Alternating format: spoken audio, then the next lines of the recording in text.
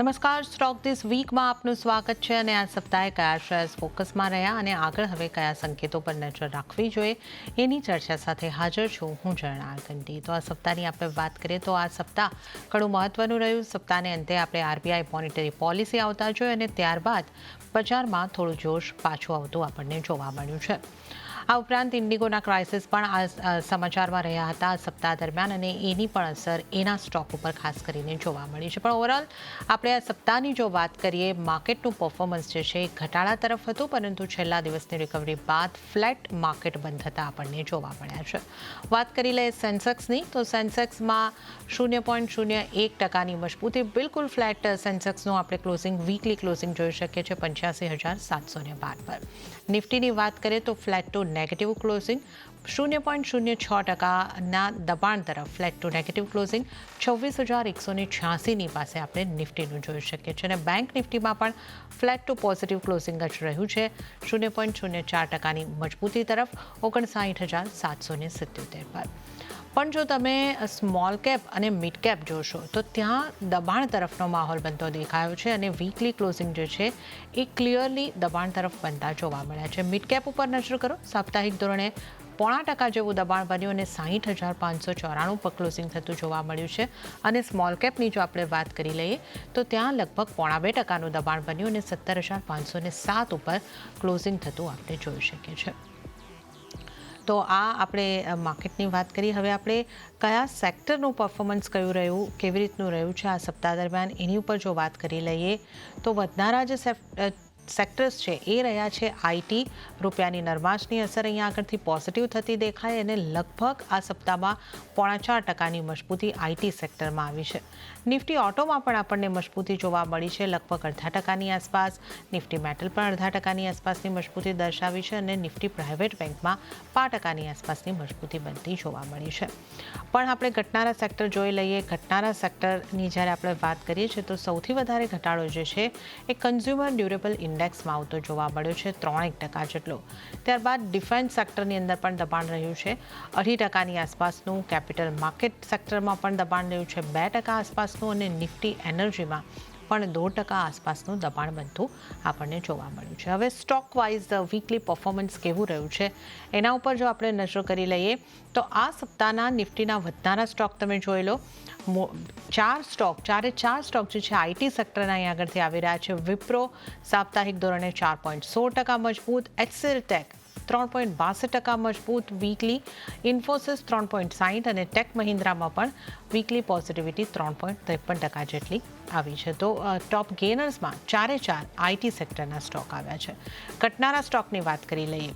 ઇન્ટરગ્લોબ aviation, ઇન્ડિગોની જે crisis ચાલી રહી છે એની સીધી ઇમ્પેક્ટ અને આ સપ્તાહ દરમિયાન 9%નું દબાણ ઇન્ડિગોના સ્ટોક ઉપર બન્યું છે. મેક્સ હેલ્થ 5.62%નું દબાણ, એચયુએલ 5.19%નું દબાણ અને ઇટર્નલમાં પણ 2.57%નું દબાણ બનતા આપણે આ સપ્તાહમાં જોયું છે. તો આ સપ્તાહના ટોપ ગેનર્સ અને ટોપ લૂઝર્સ કાઉન્ટર્સ આપણે જોઈ લીધા. હવે આપણી સાથે વધુ ચર્ચા કરવા માટે જોડાયા છે આનંદ રાઠી શેર્સના જીગર પટેલ. જીગરજી, સ્વાગત છે આપનું સીએનબીસી બજાર પર. અને આપણે જે રીતે આ સપ્તાહના અંતે શુક્રવારે આરબીઆઈની મોનિટરી પોલિસી આવતી જોવા મળી, એક ક્રિસમસ પહેલાંની એક ગિફ્ટ જેવી આ પોલિસી અહીં આગળથી આવતી દેખાય અને બજારમાં થોડો જોશ પણ આવ્યો અને એને કારણે સાપ્તાહિક ધોરણે ફ્લેટ ક્લોઝિંગ નિફ્ટી કે સેન્સેક્સનું આપણે જોઈએ તો જોઈ રહ્યા છે. તો આ 26,200ની આસપાસનું ક્લોઝિંગની આપણે ટ્રાય કરી, 26,186 પર ક્લોઝિંગ થયું છે. તો કઈ રીતે તમે જોઈ રહ્યા છો હવે આવતા સપ્તાહ માટે બજારની નિફ્ટીની જો વાત કરી લઈએ, કઈ રીતના લેવલ્સ બની શકે અને કેવી સ્ટ્રેટેજી રાખવી જોઈએ? સૌથી પહેલા તો કરંટ વીકમાં ઓલમોસ્ટ ફ્લેટ આપણે ટ્રેડિંગ જોઈ છે. ઓલમોસ્ટ સ્ટાર્ટિંગ ઓફ ધ વીકથી જોઈએ તો એક કન્ટિન્યુઅસ સેલિંગ પ્રેશર હતું, બટ લાસ્ટ 3 દિવસથી એક લોઅર લેવલ્સથી બાઇંગ જોવા મળી છે. અને જે સપોર્ટ જોવામાં આવ્યો છે જે 20 દિવસની એક્સપોનેન્શિયલ છે, ડેલી એક્સપોનેન્શિયલ, ત્યાંથી જ આપણને સપોર્ટ જોતો આવ્યો છે છેલ્લા 3 દિવસથી. અને ખાલી અગર આજનું સેશન જોઈએ નિફ્ટીમાં તો એક 0.60%નું ગેઇન્સ પણ છે. અને છેલ્લા 2 દિવસનું જે ટોપ હતું 26,070 અપ્રોક્સિમેટલી, એના ઉપર આપણે ઓલમોસ્ટ 100 પોઈન્ટ ઉપર ક્લોઝ થયા છે. એટલે આ ડેફિનેટલી સ્ટ્રેન્થની જ સાઇન છે. એટલે નેક્સ્ટ વીક માટે ડેફિનેટલી આપણે આની અંદર જે નિફ્ટી ફ્યુચર્સ જે છે બાય કરવાની જ સલાહ રહેશે. જે લેવલ્સ જે આવ્યા છે ક્લોઝિંગના એ 26,335 છે ફ્યુચર્સના, એટલે બાય ઓન ડિપ્સ જ રહેશે, એટલે અરાઉન્ડ 26,250-300 સુધી પણ મળે છે નિફ્ટી નેક્સ્ટ વીક, તો બાય કરવાની જ સલાહ રહેશે. ટાર્ગેટ 26,650 નો રહેશે, એટલે આપણે એક નવા લેવલ્સ ઓલ ટાઈમ હાઈના જોઈ શકીએ છીએ ફ્યુચર્સની અંદર. વેરેસ બેંક નિફ્ટીમાં પણ સિમિલર કાઇન્ડ ઓફ સેટઅપ છે. એક્ઝેક્ટલી જે 20 દિવસની એવરેજ છે ત્યાંથી જ આપણે છેલ્લા 3 દિવસથી સપોર્ટ લઈ રહ્યા છે, અને ઓલમોસ્ટ લાસ્ટ 2 દિવસથી હેમર ને ડોજી સોર્ટ ઓફ સ્ટ્રક્ચર પણ બન્યા છે, એટલે એના જોતે આપણે આજે ઓલમોસ્ટ 0.73% નું ગેઇન્સ પણ જોયું છે આની અંદર, અને નેક્સ્ટ વીક આમાં પણ બાય કરવાની જ સલાહ છે. કરંટ ક્લોઝિંગ બેંક નિફ્ટી ફ્યુચર્સની 60,080 છે અપ્રોક્સિમેટલી, એટલે આને પણ બાય ઓન ડિપ્સ રાખી શકીએ છીએ. 59,800, 900 કે ઇવન 60,000 સુધી આખા ઝોનમાં ક્યાં પણ મળે છે, બાય કરવાની સલાહ છે. 59,400 ના નીચે એક સ્ટોપ લોસ રહેશે, અને ટાર્ગેટ 60,700, 750 સુધીના આપણે બેંક નિફ્ટીમાં પણ નેક્સ્ટ વીક જોઈ શકીએ છીએ. જી જીગરજી, તો નિફ્ટી બેંક નિફ્ટી બંનેમાં ખરીદારીની આપની સલાહ બની રહી છે. બેંક નિફ્ટીના ટાર્ગેટ અને સ્ટોપલોસ આપે બંને જણાવે છે. નિફ્ટી ફ્યુચરમાં બાઇંગની સલાહ 26,650ના ટાર્ગેટ, અને આને માટે સ્ટોપલોસ કેટલો રાખવાનો રહેશે નિફ્ટી માટે? નિફ્ટી માટે જે સ્ટોપ લોસ જે રહેશે અરાઉન્ડ 26,050 ની નીચે આપણે ક્લોઝિંગ બેસિસ ઉપર રાખી શકીએ છીએ. ઓકે, 26,050ની નીચે ક્લોઝિંગ બેસિસ પર સ્ટોપ લોસ. નિફ્ટીની જો આપણે વાત કરીએ તો નજર કરી લઈએ નિફ્ટીની જીગર પટેલજીની સ્ટ્રેટેજીની ઉપર. નિફ્ટી ફ્યુચરને બાય કરીને ચાલવાની સલાહ છે. 26,650ના ટાર્ગેટ અહીંયા આગળથી બની શકે છે. 26,050ની નીચેનો સ્ટોપ લોસ. બાઇંગ ક્યાંથી કરશો? 26,250, 26,300ની આસપાસથી. તો આ નિફ્ટી 50 ફ્યુચરને બાય કરીને ચાલવાની સલાહ. અને બેંક નિફ્ટી પર પણ ખરીદારી કરીને ચાલવાની સલાહ છે. ઘટાડે ખરીદી કરીને ચાલી શકો છો. 59,800થી લઈને 60,000ની વચ્ચે તમે બાઇંગ કરીને ચાલો, અને અહીંયા આગળથી ટાર્ગેટ 60,700થી લઈને 60,750ના બની શકે છે. 59,400ની નીચેનો સ્ટોપ લોસ રાખવાની સલાહ બની રહી છે. તો જીગરજી તરફથી એક પોઝિટિવ વ્યૂ અહીંયા આગળથી નિફ્ટી બેંક નિફ્ટી બંને ઉપર બની રહ્યો છે. ત્યારે અન્ય નિષ્ણાતો નિફ્ટી માટે કઈ રીતની સ્ટ્રેટેજી અપનાવવાની સલાહ આપી રહ્યા છે એ પણ જોઈ લઈશું. બોનાન્ઝા પોર્ટફોલિયોના ધ્રુમિલ વિઠલાણીની સલાહ ઉપર નજર કરી લઈએ. એમણે નિફ્ટીના ડિસેમ્બર ફ્યુચરને બાય ઓન ડિપ્સ કરવાની સલાહ આપી છે.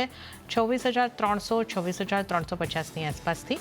ટાર્ગેટ તેઓ જોઈ રહ્યા છે 26,500, 26,600ની આસપાસ.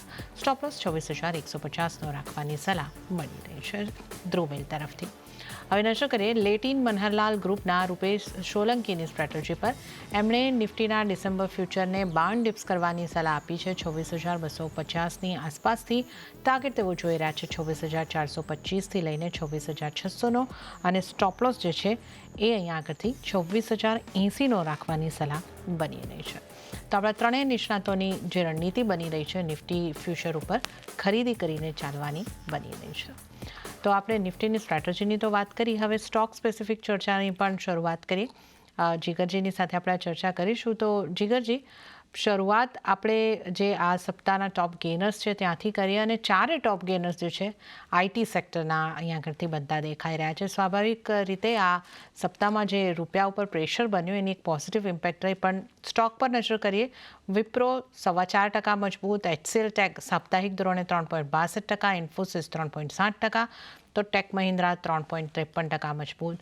તો આ ઉપરાંત પણ ઘણા સ્ટોક છે જેમાં સારી મજબૂતી મિડકેપના આઈટી સ્ટોક્સમાં પણ રહી છે. તો આઈટી સ્ટોકમાંથી ક્યાં આપની કઈ રીતની સલાહ બની રહી છે? આઈટીમાં બે સ્ટોક ગમી રહ્યા છે એઝ ઓફ નાઉ. તો ટીસીએસ ની અંદર તો આપણે વન વે રન જોઈએ છે ઓલમોસ્ટ 3,000 થી 3,250 સુધીનું નોન સ્ટોપ જોયું છે. બટ ઓવરઓલ અગર આપણે વિપ્રોની વાત કરીએ તો વિપ્રોમાં ઘણા ટાઈમ પછી વીકલી કન્સોલિડેશનમાંથી એ બહાર આવતો બ્રેકઆઉટ આવતું દેખાઈ રહ્યું છે. લેવલ્સ હતા 255, 254 અપ્રોક્સિમેટલી, અને ક્લોઝિંગ સમવેર નિયર 260 આગળ આવી છે. અને સાથે સાથે જે આરએસઆઈ નું ફોર્મેશન જે છે વીકલી ચાર્ટ ઉપર, એ કન્ટિન્યુઅસલી 40 ના ઉપર જ ટ્રેડ કરી દીધું ડ્યુરિંગ ધ કન્સોલિડેશન, અને અત્યારના 55 થી 56 ના અપ્રોક્સિમેટ લેવલ છે. એટલે આની અંદર હજી પણ એક ઉપરની જગ્યા બાકી છે નેક્સ્ટ વીક માટે. વિપ્રો બાય કરવાની સલાહ રહેશે. ટાર્ગેટ રહેશે 275 નો, અને બાઇંગ ઝોન આપણે બાય ઓન ડિપ્સ રાખી શકીએ. 255 સુધી મળે તો પણ બાય કરવાની સલાહ છે. સ્ટોપ લોસ જે રહેશે 250 ના નીચે ડેલી ક્લોઝિંગ બેસિસના ઉપર રહેશે, અને વિપ્રો આજનો મારો વીકલી પીક પણ રહેશે. ઓકે, તો વિપ્રોની અંદર ખરીદી કરીને ચાલવાની સલાહ બની રહી છે અને વિપ્રો માટે જે સલાહ અહીંયા કરતી બની રહી છે કે તમે 250નો સ્ટોપ લોસ રાખીને 255ની આસપાસથી ખરીદી કરીને ચાલી શકો છો અને 275ના ટાર્ગેટ અહીંયા કરતી બની શકે છે. તો આઈટી સ્ટોક્સમાંથી જીગરજીની પસંદગી જે છે વિપ્રો ઉપર બની રહી છે. અને જીગરજી, આપે જણાવ્યું કે આપનો એક ટ્રેડિંગ કોલ બનવાનો છે, તો એક ટ્રેડિંગ કોલ આપણો ડિસ્કસ થયો છે, બીજાને પણ પહેલાં જ ડિસ્કસ કરી લઈએ. તો આપણો બીજો ટ્રેડિંગ કોલ કયો રહેશે? સી ટોટલ 3 છે. આપણે વિપ્રો તો ડિસ્કસ કરી લીધો અને જે સેકન્ડ અને થર્ડ છે બંને પ્રાઇવેટ બેંક છે. સૌથી પહેલા તો કોટક બેંક છે.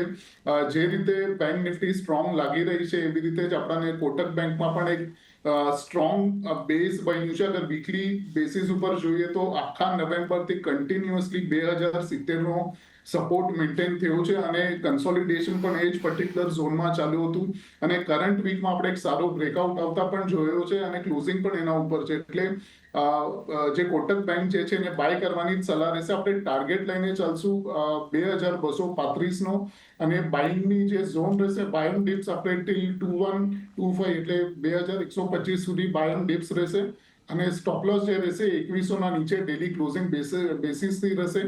અને સેકન્ડ જે છે એ આઈસીઆઈસીઆઈ બેંક છે. અગેન સી આઈસીઆઈસીઆઈ બેંકમાં પણ અગર આપણે ડેલી ચાર્ટ જોઈએ તો ઘણા ટાઈમથી જેની 200 દિવસની સિમ્પલ મૂવિંગ એવરેજ છે ત્યાં આગળ જે કન્સોલિડેશન ચાલુ હતું અને ઇનિશિયલી આપણે જોઈએ તો 2 ડિસેમ્બરમાં એક નેગેટિવ બ્રેકડાઉન થયું હતું, બટ અગેન આપણને 3 ડિસેમ્બરમાં રિકવરી દેખાડી હતી. એટલે ઓવરઓલ આઈસીઆઈસીઆઈ બેંકને પણ બાય કરવાની સ્ટ્રેટેજી રહેશે. ટાર્ગેટ 1445 રહેશે. સ્ટોપ લોસ જે રહેશે 1360ના નીચે રહેશે ક્લોઝિંગ બેસિસના હિસાબથી. હવે અત્યારે જે સંકટની સ્થિતિ બની છે એને જોતા અને જે રીતનું આ પ્રેશર સ્ટોક પર આવ્યું છે, જેમની પાસે આ સ્ટોક છે એમણે હવે એક્ઝિટ કરવું જોઈએ કે રાહ જોવી જોઈએ? કઈ રીતે સ્ટ્રેટેજી અહીંયા વાપરવાની રહેશે? સી ઇન્ડિગોની અંદર જે રીતે વીકલી ધોરણે આપણે જોઈએ તો 9% નો ફોલ ડેફિનેટલી છે અને સાથે સાથે મેજર સપોર્ટ જે હતો 5,500નો એ બ્રેકડાઉન થયો છે અને એનાથી ઘણું નીચે આપણે ક્લોઝિંગ આવ્યું છે. બટ એના પણ પહેલા જોઈએ તો એક સારું એવું સપ્ટેમ્બરથી લઈને ઓલમોસ્ટ નવેમ્બર એન્ડ સુધી આપણે એક ડિસ્ટ્રીબ્યુશન પણ જોયું છે, ટ્રેન્ડલાઇન બ્રેકડાઉન પણ છે અને જે રીતે આરએસઆઈ નું સ્ટ્રક્ચર ક્રિએટ થયું છે ઓલમોસ્ટ આપણે એક વર્ષના ટાઈમ પછી 50નું જે લેવલ હતું વીકલી બેસિસ ઉપર એ પણ બ્રેક થયું છે આરએસઆઈ નું. એટલે આની અંદર હજી પણ એવું લાગે છે કે પેન આવી શકે છે નેક્સ્ટ વીક ક્યાં તો મે બી 2-3 વીક સુધી આપણને જોવા મળી શકે છે. એટલે આની અંદર કોઈ પણ બાઉન્સ આવે છે 5,400 કે 550 સુધી પણ તો એક્ઝિટ કરવાની જ સલાહ રહેશે. બીકોઝ હું એટલીસ્ટ માનું છું કે 4,900 5,000ના લેવલ્સ અહીંયા જોવા મળી શકે છે. જે પ્રીવિયસ ટોપ હતું એનો સપોર્ટ બની શકે છે નેક્સ્ટ 1 થી 2 વીકમાં. એટલે એક્ઝિટ કરવાની જ આની અંદર સલાહ રહેશે અને ફ્રેશ બાય તો ડેફિનેટલી નથી કરવા. ઓકે, તો થોડો પણ ઉછાળો મળે છે તો ઇન્ડિગોમાંથી એક્ઝિટ કરીને ચાલવાની સલાહ અહીંયા આગળથી બનતી જોવા મળી રહી છે. અને હવે વાત કરી લઈએ આપણે એચયુએલની. એચયુએલમાં પણ 5%નો ઘટાડો અહીંયા આગળથી બન્યો છે, પણ અહીંયા જે ક્વોલિટી વોલ્સનો બિઝનેસ અલગ થઈ રહ્યો છે ડી મર્જરને કારણે અહીંયા આગળથી આપણે એક ઇમ્પેક્ટ જોઈ રહ્યા છે. તો એચયુએલ માટે આપનો વ્યૂ કઈ રીતના રાખવાનો સલાહ બનશે? સી એચયુએલની અંદર અગેન જે રીતે અગર આજનું ટ્રેડિંગ સેશન અગર આપણે ન કાઉન્ટ કરીએ તો એક સારી એવી જગ્યા ઉપર પ્લેસ હતો ગઈકાલ સુધી. બટ અગેન ફરીથી જે પ્રીવિયસ ટ્રેડિંગ રેન્જ જે છે એની 2-1 એક્ઝેક્ટલી અગર આપણે જોઈએ તો 2200 અપ્રોક્સિમેટલી એક રેન્જ છે. 2200 થી લઈને 2500-2600 ની એક મેજર રેન્જ છે, એની અંદર જ રહેશે અને મને મોટું કાંઈ એની અંદર મૂવ ડાઉનસાઇડ કે અપસાઇડ દેખાતું નથી. એટલે લોએસ્ટ ઓફ ધ રેન્જ અગર નેક્સ્ટ વીક મળે છે અરાઉન્ડ ડેલી ચાર્ટના હિસાબથી છે 2260 કે 2300ના ઝોનમાં, તો ડેફિનેટલી બાય કરવાની જ સલાહ રહેશે અને ફરીથી આપણને બાઉન્સ 2500 સુધી જોવા મળી શકે છે. અને ઓવરઓલ અગર સ્ટોપ લોસ લગાડશું આપણે ત્યારે તો 2150ના નીચે લાગશે ડેલી ક્લોઝિંગ બેસિસના હિસાબથી. ઓકે, તો આ આપણે એચયુએલના સ્ટોકમાં તમે હવે કેવી રીતની રણનીતિ રાખી શકો એની અહીંયા આગળથી વાત કરી છે. જીગરજી, ડિફેન્સ સેક્ટરના જે સ્ટોક છે એમાં પણ આપણને દબાણ તરફનું કામકાજ જોવા મળ્યું છે. ઇન્ડેક્સમાં દબાણ હતું અને સ્ટોક્સની વાત કરીએ તો ગાર્ડન રીચ શિપ બિલ્ડર જે છે ત્યાં આ સાપ્તાહિક ધોરણે 11-11.5% જેટલું દબાણ બનતું જોવા મળ્યું છે. તો આ સ્ટોક ઉપર આપનો કઈ રીતનો વ્યૂ અથવા ડિફેન્સ સેક્ટરના અન્ય કોઈ સ્ટોક પર આપની કોઈ સલાહ બનશે? સૌથી પહેલા તો જીઆરએસસી ની વાત કરીએ. જે રીતે બ્રેકડાઉન આવ્યો છે, ફરીથી આપણને ડેલી ચાર્ટ ઉપર જે 200 દિવસની એવરેજ છે એનાથી ઓલમોસ્ટ 100 પોઈન્ટ બાકી છે. હજી અરાઉન્ડ જે એવરેજ જે છે 2380 ની છે. એટલે આની અંદર વેટ એન્ડ વોચની સ્ટ્રેટેજી રહેશે. બટ એક ભારત ડાયનામિક્સ છે જેની અંદર આપણે વોચ રાખી શકીએ છીએ. આની અંદર ઘણા ટાઈમથી એક સાઇડવેઝ મૂવ ચાલે છે અરાઉન્ડ 1630 અને નીચેમાં 1435. તો નેક્સ્ટ વીક કન્ડિશનલ બાય રહેશે. અગર આપણને ક્લોઝિંગ 1540 ની ઉપર આવે છે તો ડેફિનેટલી આને બાય કરવાની સલાહ રહેશે. અને હાયર સાઈડમાં 1630 નો એક ટાર્ગેટ રહેશે. અને સ્ટોપ લોસ લગાડશો આપણે 1470 ના નીચે ડેલી ક્લોઝિંગ બેસિસના હિસાબ. ઓકે, તો ભારત ડાયનેમિક્સ માટે 1540ના ટાર્ગેટ ને તમે ધ્યાનમાં રાખી શકો છો. અને જે સ્ટોપલોસ છે એ 1440ની આસપાસનો રાખવાનો રહેશે. તો આ ભારત ડાયનેમિક્સને તમે ધ્યાનમાં રાખીને ચાલી શકો છો. ગાર્ડન રીચ બિલ્ડર્સની આપણે વાત કરી, જેને માટે અવોઇડની સલાહ અહીંયા આગળથી બની રહી છે. ભારત ડાયનેમિક્સનો સ્ટોપલોસ રિપીટ કરું છું, 1470નો સ્ટોપલોસ અહીંયા આગળથી ધ્યાને રાખવાનો રહેશે. ટાર્ગેટ 1630ના. તો 1540ની પાસેથી ભારત ડાયનેમિક્સને ખરીદી કરીને ચાલી શકો છો. વધારે સ્ટોક્સની આપણે ચર્ચા કરી લઈએ. આપણે ઇન્ડિગોની વાત કરી, પણ સાથે સાથે જીએમઆર એરપોર્ટ જે કાઉન્ટર છે ત્યાં પણ 4.5%ની આસપાસનું આ સપ્તાહમાં દબાણ જોવા મળ્યું છે. આ કાઉન્ટર માટે આપનો વ્યૂ કઈ રીતનો બનશે? જીએમઆરમાં નો ડાઉટ આપણને સારું એવું કરેક્શન જોયું છે. 110 થી ઓલમોસ્ટ આપણે 101 સુધીના લો પણ બનાવ્યા છે. બટ હજી પણ જે કાઉન્ટર જે છે, જે મેજર મૂવિંગ એવરેજીસ છે, 20 દિવસ હોય કે 30 દિવસની હોય, એના ઉપર જ ટ્રેડિંગ કરી રહ્યું છે. અને સપોર્ટ પણ આજે ત્યાં જ લીધો છે. એટલે નેક્સ્ટ વીક આમાં આપણે બાય ઓન ડિપ્સ રાખી શકીએ. અરાઉન્ડ 101 103 ના ઝોનમાં મળે છે તો બાય કરવાની સલાહ રહેશે. 98 ના નીચે એક સ્ટોપ લોસ રહેશે. અને ઓવરઓલ ફરીથી આપણે 107 108 ના ટાર્ગેટ લઈને આમાં ચાલી શકીએ છીએ. ઓકે, તો જીએમઆર માટે 108 107ના ટાર્ગેટ લઈને ચાલી શકો છો, ખરીદી કરી શકો છો. એક આ સલાહ અહીંયા આગળથી તમારે માટે બની રહી છે. મેટલ સ્ટોક્સમાંથી આપણે જોઈએ તો આ સપ્તાહમાં હિન્દ કોપરમાં ખૂબ સારી મજબૂતી આપણને આવતી જોવા મળી. લગભગ 13 થી 14%ની સાપ્તાહિક મજબૂતી. અને નાલ્કો પણ અપમૂવ બતાવી રહ્યો હતો, ત્યાં લગભગ 5% મજબૂતી બની છે. તો આ બે સ્ટોક અથવા મેટલ્સમાંથી આપના પસંદગીના સ્ટોક કયા બની રહ્યા છે? સૌથી પહેલા તો આપણે નાલ્કોની વાત કરીએ. નેશનલ એલ્યુમિનિયમ અગેન ઓલમોસ્ટ અગર આપણે જોઈએ તો highest level all time high ઉપર જ છે. વીકલી બેસિસ અને મંથલી બેસિસ ઉપર પણ જોઈએ તો આની અંદર બાય કરવાની જે સલાહ છે. બીકોઝ જે મંથલી ચાર્ટ જે છે એના ઉપર સક્સેસફુલ આપણને ક્લોઝિંગ લાસ્ટ મંથમાં પણ મળેલું અને કરંટ મંથમાં એના ઉપર જ સસ્ટેન થઈ ગયા છે. લેવલ્સ જે છે અરાઉન્ડ 264ના છે અને ક્લોઝિંગ 273ની છે.